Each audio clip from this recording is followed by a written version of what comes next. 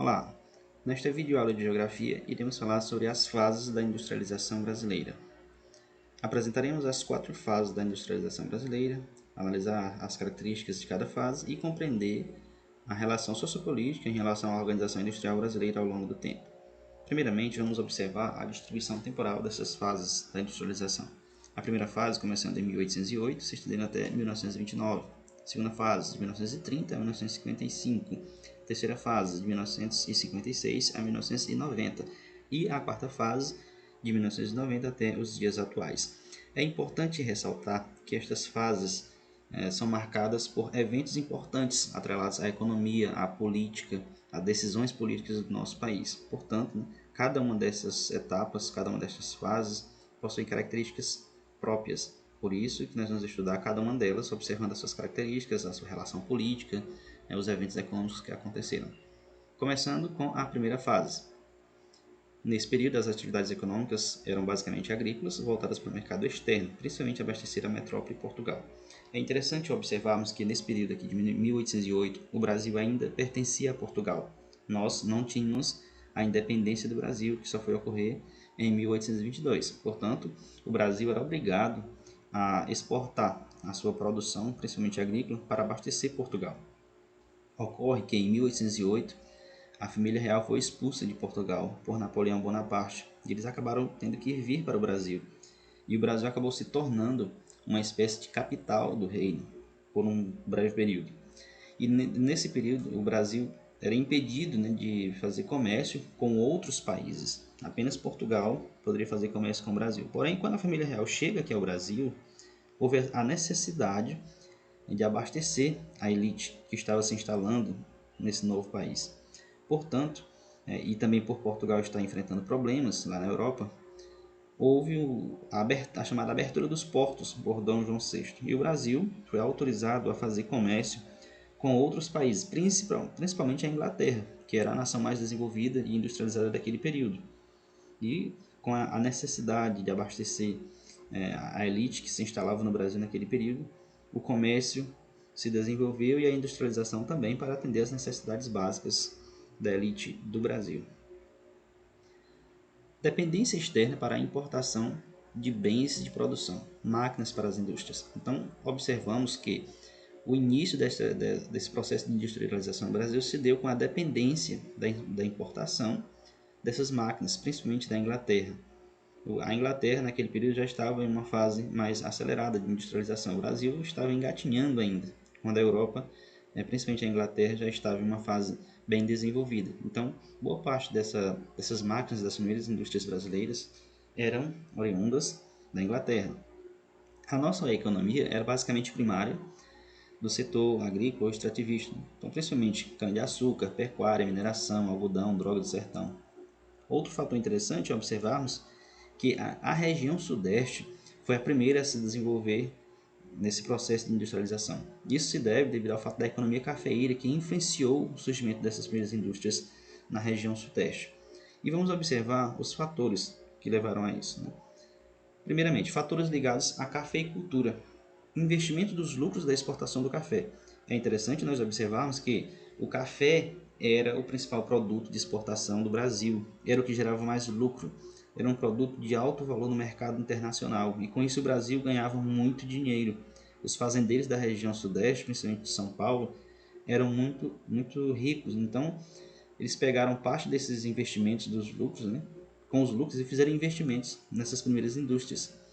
Outra situação interessante é a infraestrutura já instalada, como as ferrovias e o Porto de Santos. Nós sabemos que toda indústria, qualquer área industrial que esteja surgindo, precisa de infraestrutura para fazer a exportação, fazer o comércio, distribuição dos seus produtos. Não adianta simplesmente fazer uma indústria se não tiver para quem vender e nem como vender, como exportar esses produtos. Portanto, o fato da região sudeste já contar com uma infraestrutura muito importante, com muitas ferrovias e também o Porto de Santos, que já era bastante desenvolvido, bastante movimentado, fez com que essa região despontasse nessa época, nessas atividades econômicas e industriais que estavam surgindo. Outro fator interessante é a chegada dos imigrantes europeus com uma mão de obra relativamente especializada nas indústrias europeias. Ocorre que, como o Brasil estava iniciando a sua industrialização, os brasileiros não tinham conhecimento, não estavam preparados para trabalhar nestas indústrias. Até então, o Brasil basicamente vivia de atividades econômicas ligadas à agricultura ou ao extrativismo. Trabalhar na indústria, operar máquinas, por mais simples que fossem, acabava sendo uma atividade na qual os brasileiros não estavam preparados. E a chegada desses imigrantes europeus, que lá na Europa eles já tinham o costume de trabalhar, de operar algumas máquinas, fez com que eles viessem como mão de obra qualificada. Portanto, os imigrantes acabaram se tornando fundamentais nesse processo de industrialização por serem preparados para tal.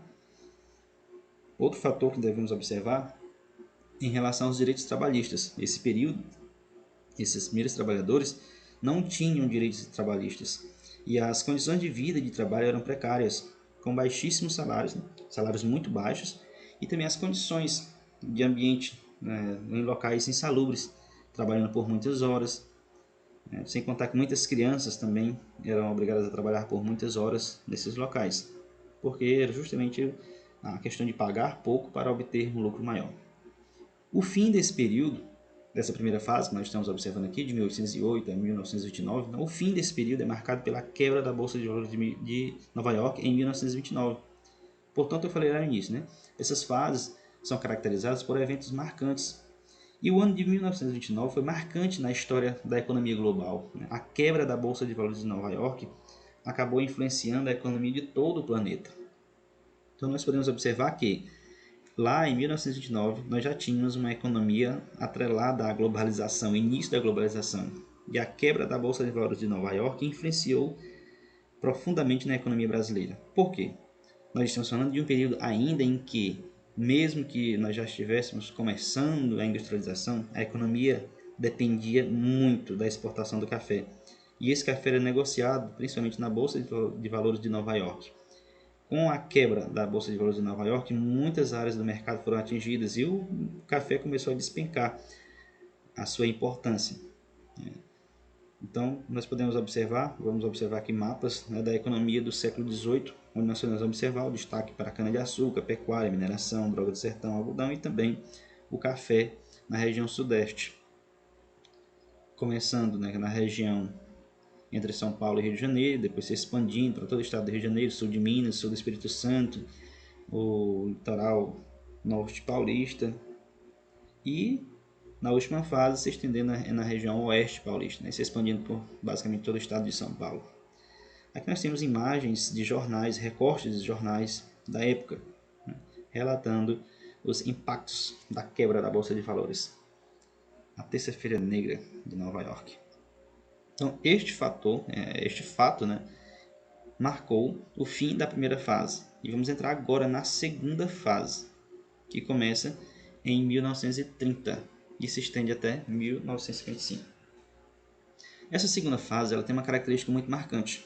Getúlio Vargas, 1930, marcou o governo, a entrada do governo de Getúlio Vargas, e que marcou profundamente a política e também a economia do nosso país. Observe que a crise econômica mundial de 1929 gerou uma drástica redução da atividade cafeira, o carro-chefe da economia nacional daquela época. Porém, com o governo de Getúlio Vargas, o ritmo da industrialização no Brasil foi acelerado. Então, aquilo que parecia ser ruim para a nossa economia, com a perda da valorização do café, na verdade pode ter sido, digamos que, um despertar para algumas oportunidades para os visionários daquele período em relação à economia. Por quê? Já que o café estava perdendo a sua importância, houve a necessidade de buscar novas atividades econômicas que fossem lucrativas. Então, aquelas pessoas com visão empreendedora, os antigos proprietários de fazendas de café que tiveram esta visão de não ficar atrelado somente ao café, pegar aquele dinheiro que tinham lucrado e investir em outros setores como a indústria que estava surgindo, esses prosperaram. Já aqueles que ficaram esperando que o café retornasse a ter um grande valor no mercado acabaram perdendo parte substancial de suas economias ao longo do tempo. Então, com a crise mundial, muitos fornecedores estrangeiros de manufaturados quebraram. É outro fator interessante também a gente observar isso.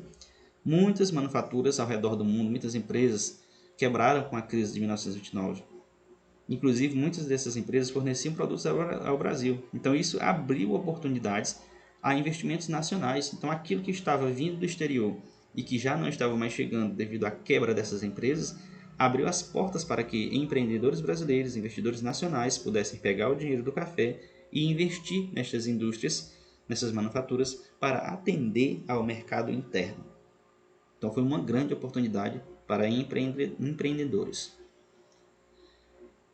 Sem o trabalho na cafeicultura, acelerou-se o êxodo rural, aumentando o mercado consumidor urbano. Então, outra característica desse período foi que, com a queda da importância da cafeicultura, muitas pessoas que viviam no campo, em fazendas, se viram sem trabalho, principalmente os imigrantes que também estavam vindo da Europa para trabalhar inicialmente no café.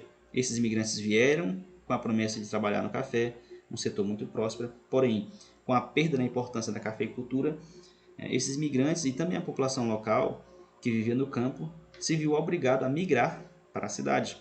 Isso é o que nós chamamos de êxodo rural. Logicamente que as cidades começaram a crescer em termos de população em um ritmo muito mais rápido. E quando a população de uma cidade cresce, logicamente que o mercado consumidor urbano cresce. Então essas cidades que estavam crescendo, também estava crescendo a demanda por produtos.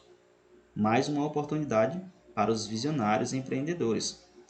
Outro fator importante é a política. Nós sabemos que a política gerencia a economia.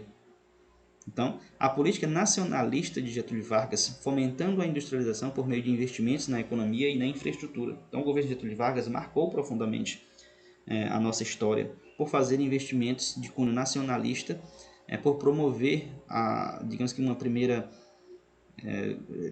grandes transformações no setor de infraestrutura que movimentou a nossa economia. E lembrando que os ricos fazendeiros da cafeicultura, com a crise do café, investiram nas indústrias. Então nós podemos observar até nesta imagem, né, onde tem o dizer: o trabalhador também tem o seu lugar no Estado Novo. O Estado Novo era o período do governo de Getúlio Vargas, então ele visava nos trabalhadores. O governo que fez algumas transformações, tanto na infraestrutura, mas também nas leis em relação ao trabalho. Regiões distantes foram interligadas por redes de transporte e eletricidade. Muito interessante observarmos que nesse período da segunda fase, de 1930 a 1955, principalmente no governo de Getúlio Vargas, o Brasil começou a ter a sua rede de estradas, né, de transportes e também a sua eletricidade. Então isso favoreceu a integração nacional, o início da integração nacional, interligando algumas das principais cidades. Também foram fundadas muitas empresas estatais que ainda hoje são importantes para a economia, outras foram privatizadas, né, ao longo da história, mas que naquela época eram estatais e que foram fundamentais. Dentre elas nós podemos destacar a Companhia Siderúrgica Nacional, de 1941, a Companhia Vale do Rio Doce, de 1942, a Chesf, Companhia Hidrelétrica do São Francisco, em 1951, e a Petrobras, em 1953, entre outras. Nós aqui estamos colocando somente as principais. E por que as principais? Vamos observar que o setor da siderurgia é muito importante para uma economia que está começando a se industrializar. Então, a fundação da Companhia Siderúrgica Nacional para fornecer produtos siderúrgicos e também a Companhia Vale do Rio Doce como mineradora. Logicamente, a siderurgia precisa de minérios para trabalhar. Então, a Companhia Vale do Rio Doce entrou com a exploração. Energia também é muito importante. Portanto, nós temos duas empresas muito importantes nesse setor. A Chesf, no setor elétrico, e a Petrobras, no setor de petróleo. Então, nós podemos observar que o governo trabalhou com o cuidado de criar empresas estatais que visassem todo um preparo estatal, né, para que a economia pudesse se desenvolver. Durante o governo Vargas, foi desencadeada a Segunda Guerra Mundial. Com os países industrializados envolvidos diretamente na guerra, os Estados Unidos e os países europeus principalmente, né, a dificuldade de importação gerou mais uma oportunidade de empreender na indústria nacional. Assim, o Brasil começou seu processo de industrialização, considerado tardio em relação a outros países já industrializados naquela época. Nós podemos observar que o Brasil teve algumas oportunidades, né? Algumas delas foram bem aproveitadas, outras não. Com o evento da Segunda Guerra Mundial, esses países, os principais países industrializados, Estados Unidos e os países europeus que estavam envolvidos na guerra, acabaram não tendo como fazer comércio ou tiveram as suas atividades econômicas bastante reduzidas, né? Muitas cidades foram destruídas, as pessoas não poderiam trabalhar, o comércio internacional foi bastante prejudicado. Então, para atender a demanda local, mais uma vez, os brasileiros tiveram a oportunidade de investir em indústrias para poder fazer esse abastecimento, atender a demanda interna. Então, mais uma oportunidade para os industriais brasileiros. Porém, esse processo de industrialização no Brasil é considerado tardio, ou seja, nós entramos na corrida atrasados em relação aos outros países europeus que já estavam bastante avançados e que já tinham uma economia bem desenvolvida. Mais uma vez, trazendo aqui imagens em relação ao governo de Getúlio Vargas e a inauguração da Petrobras, a perfuração dos primeiros poços, a criação das primeiras plataformas e as instalações da Companhia Hidrelétrica do São Francisco, representando aí um marco importante no avanço da distribuição de energia elétrica do nosso país, tão importante para a industrialização também. Vamos agora para a terceira fase, 1956 a 1990. Como eu falei anteriormente, sempre a política influencia na economia. Portanto, essa terceira fase ela começa com o governo de Juscelino Kubitschek e a Fundação de Brasília, dois atos políticos que marcaram e transformaram a nossa economia. Então, o JK deu prosseguimento ao desenvolvimento nacional. JK Juscelino Kubitschek.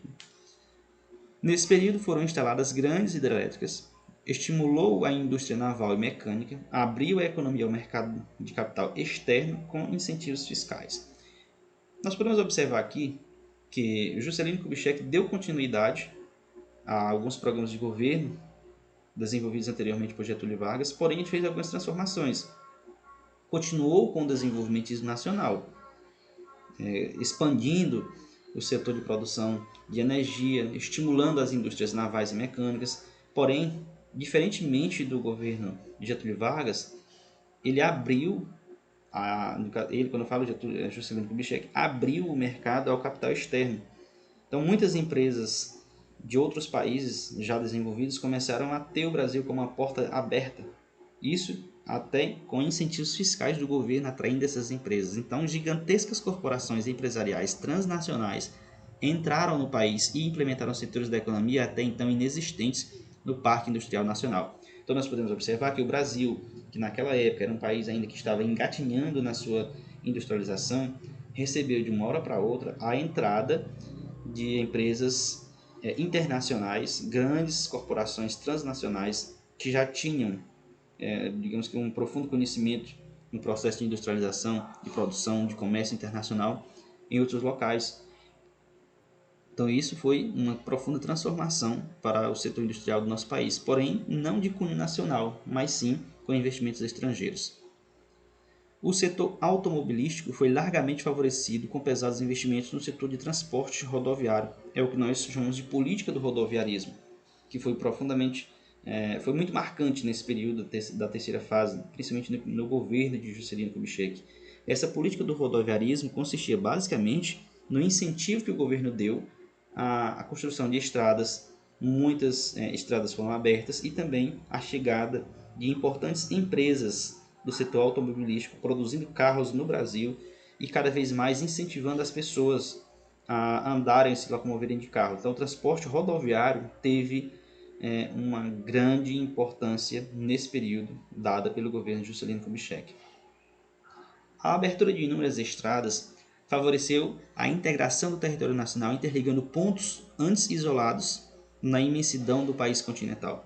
É interessante nós observarmos que o Brasil é um país gigantesco, é um país de dimensões continentais, é o quinto maior país do mundo em extensão territorial.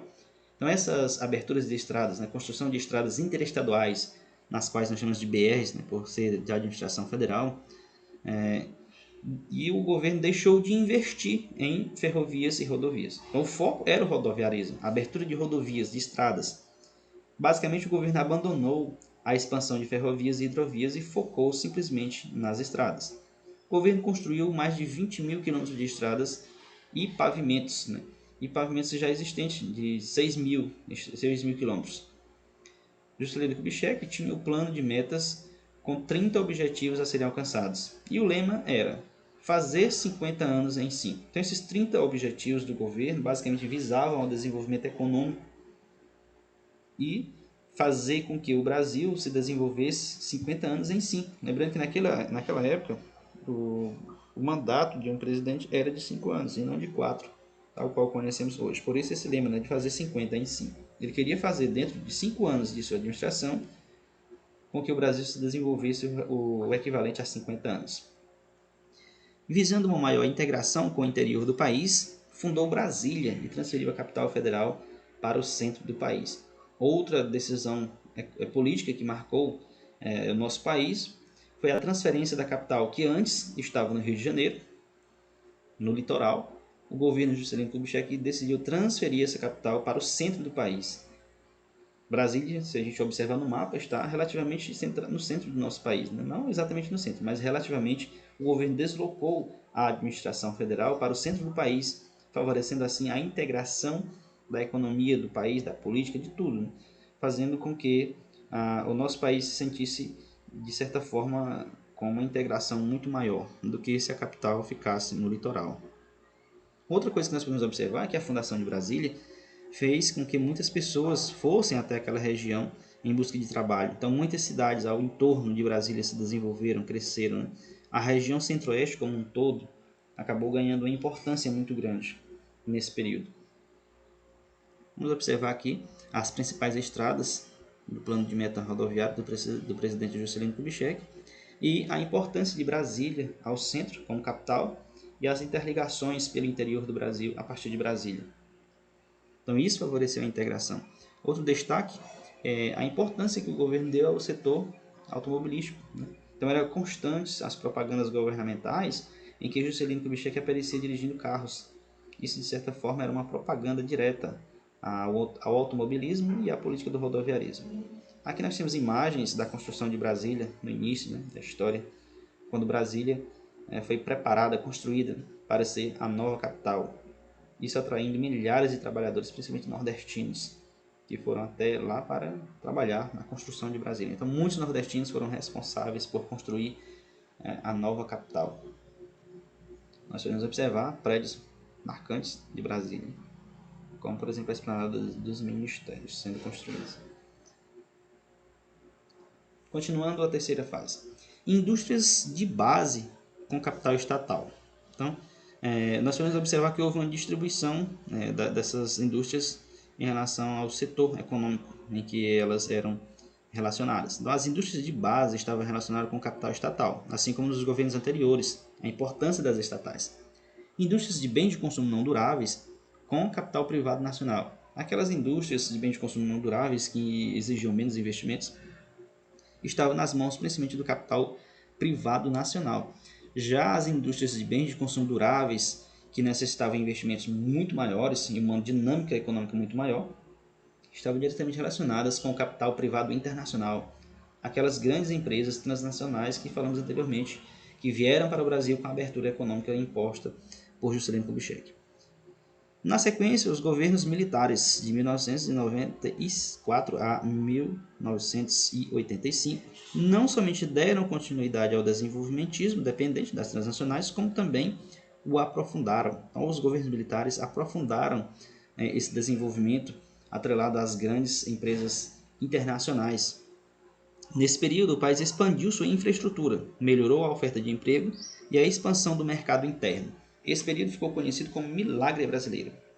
Período de 1968 a 1973, quando a economia brasileira passou por uma melhora muito significativa e foi chamado nesse período de Milagre Brasileiro. Porém, em 1973 veio a crise do petróleo e a economia brasileira sofreu os impactos dessa economia global, atrelada à economia global. Então, o impacto do petróleo, a crise do petróleo de 73, acabou influenciando o nosso país e começou a desandar tudo aquilo que foi construído anteriormente durante o governo militar, durante o governo de Juscelino Kubitschek. O milagre brasileiro começou a desmoronar.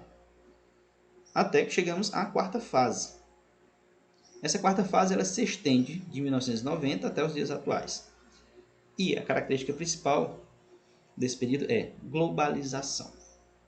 Então nós temos aí reorganização geográfica do capitalismo mundial ou globalização, elevando as trocas comerciais entre os países e aumento expressivo dos investimentos das transnacionais nos países subdesenvolvidos e em desenvolvimento, regiões do Sudeste Asiático e da América Latina. Então nós podemos observar que esse período de globalização internacional, né, da economia teve foco principal em investimentos expressivos dessas grandes empresas transnacionais em países subdesenvolvidos e em desenvolvimento. No caso, o Brasil pertence a esse grupo de países e foi um dos países, né, que foram diretamente atingidos, tiveram a sua economia diretamente atingidas por essa globalização. Então, muitas empresas internacionais, essas grandes empresas transnacionais, fizeram massivos investimentos e transformaram, de certa forma, a economia do nosso país, se tornando uma economia global, juntamente com outros países do mundo. Porém, um fator relevante que nós devemos observar: essa globalização faz com que essas indústrias, esse desenvolvimento industrial, fique atrelada às transnacionais, ou seja, empresas internacionais e não brasileiras. Fatores que desencadeiam a globalização e a expansão industrial em países emergentes como o Brasil: saturação do mercado consumidor nos países desenvolvidos, necessidade de novos mercados. Acontece que essas empresas internacionais que já atuavam nos países desenvolvidos começou a perceber a saturação do mercado nesses países ricos e começaram a buscar novos mercados, no caso os países que estavam em desenvolvimento ou países subdesenvolvidos.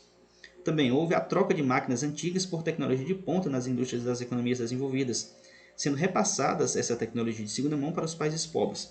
Vamos imaginar o seguinte: esses países desenvolvidos, da Europa principalmente, dos Estados Unidos, essas indústrias de ponta começaram a substituir as suas máquinas, ou substituir a sua tecnologia, o seu processo de desenvolvimento, por novas máquinas com tecnologia moderna. E essas máquinas simplesmente não foram abandonadas, elas foram repassadas para outras indústrias desses países menos desenvolvidos. Ou seja, era como se fosse tecnologia de segunda mão sendo repassada aos países mais pobres. Também houve a concorrência entre as multinacionais pela abertura de mercado em países subdesenvolvidos. Então houve a corrida, a concorrência entre essas empresas. As empresas queriam abrir mercado em novos países. Então essa concorrência favoreceu o quê? Muitos países, no caso também o Brasil como um país em desenvolvimento, acabasse recebendo a chegada dessas multinacionais, nessa busca desenfreada pela concorrência entre elas. Outra questão que nós podemos observar, que é marcante do nosso país: recursos naturais abundantes nos países pobres, especialmente fontes de energia e matérias-primas baratas. Né? Então nós podemos observar que o Brasil é um país riquíssimo em matérias-primas, em fontes de energia, e isso favorece, em alguns aspectos, a industrialização com a chegada dessas empresas internacionais que buscam, nesses países, o fornecimento de matéria-prima para o seu setor de industrialização no qual atua. Brasil: política de neoliberalismo econômico com a entrada de massivos dos IDs, que são os investimentos diretos estrangeiros, privatização de várias empresas estatais e a eliminação de barreiras comerciais por meio de acordos bilaterais com vários países e a criação do Mercosul. Então nós podemos observar que após 1990 o Brasil começou a entrar na política do neoliberalismo, principalmente no governo Fernando Henrique, quando o Brasil começou a abrir as portas para os chamados massivos, aliás, investimentos diretos estrangeiros, né? A entrada massiva desses investimentos diretos. Também ocorreram privatizações de muitas empresas estatais que outros governos anteriores haviam constituído. Então, empresas importantíssimas estatais criadas lá no governo de Getúlio Vargas ou outros governos anteriores começaram a ser privatizadas e entregues para essas empresas internacionais, principalmente, ou grandes grupos internacionais. Né? Também ocorreu a eliminação de barreiras comerciais, as barreiras alfandegárias, por meio de acordos bilaterais com vários países e também criação de acordos políticos e econômicos, né? Como por exemplo o Mercosul, que não vingou, mas que de certa forma é o início desses acordos. Né?